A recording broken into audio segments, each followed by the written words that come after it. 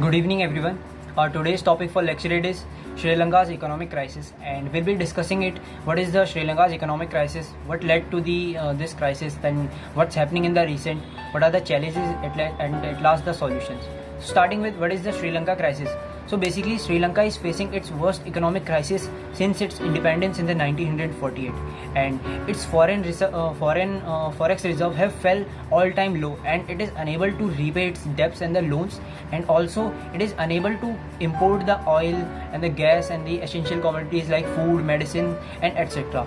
And also you might have heard that recently Sri Lanka has also cancelled their school exams and the college exams due to the shortage of the papers, and also the people in the Sri Lanka are getting just 1 to 2 hours of electricity throughout the whole day, and also the people have started revolting against this, and throughout the country the chaos is going on, and Sri Lanka has already declared national emergency various times.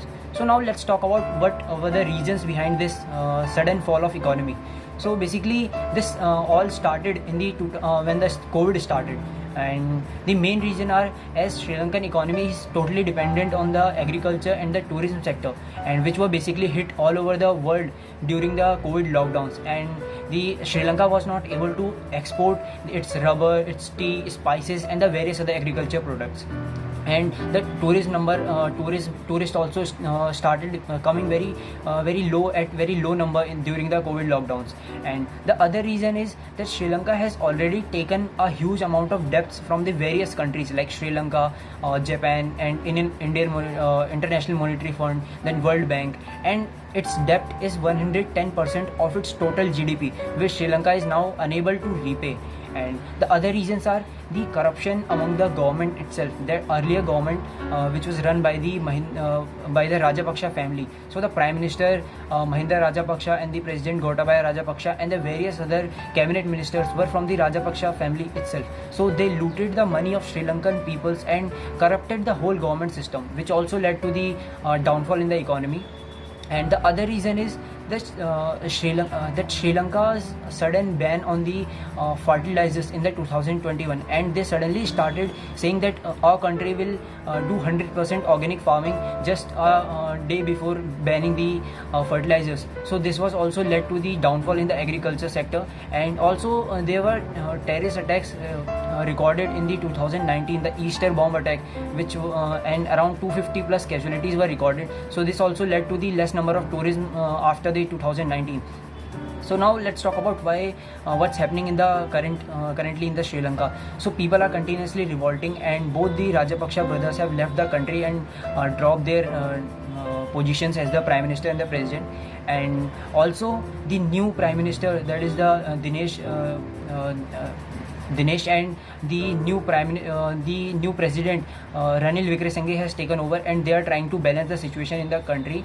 And India is helping heavily in times of need to Sri Lanka, as so far India has given around $4 billion line of credit for the medicines, for the food, or the food for the import of the oil as well. And also India has given various vaccines free to the Sri Lankan people as well. And so now what are the challenges which are coming in front of the Sri Lanka? So basically Sri Lanka is about to fall, and no country in the world or no organization is coming for the help, because Sri Lanka does not have anything to offer to the world, unlike the Pakistan, which has a nuclear bomb. So as the Western countries are always afraid that Pakistan can do anything, so that's why they are always coming in support of the Pakistan. But Sri Lanka at the same time does not getting help from the any country. Like earlier USA announced a package for Sri Lanka of $60 million only, so which was nothing in front of the crisis which Sri Lanka is facing. And so now what can be the possible solutions or the way forward for the Sri Lanka?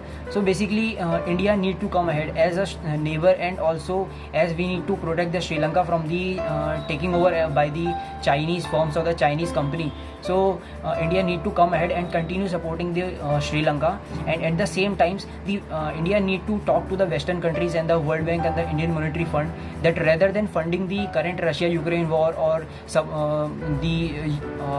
in conflict, just America is engaging in the conflict with the China and the Taiwan, it can also help the Sri Lanka and bring it out of the crisis. And Also, Sri Lanka needs to reform its policies, like it need to reform its policies, and at the same time it needs to stop the internal aggression which is going on in their countries. Thank you.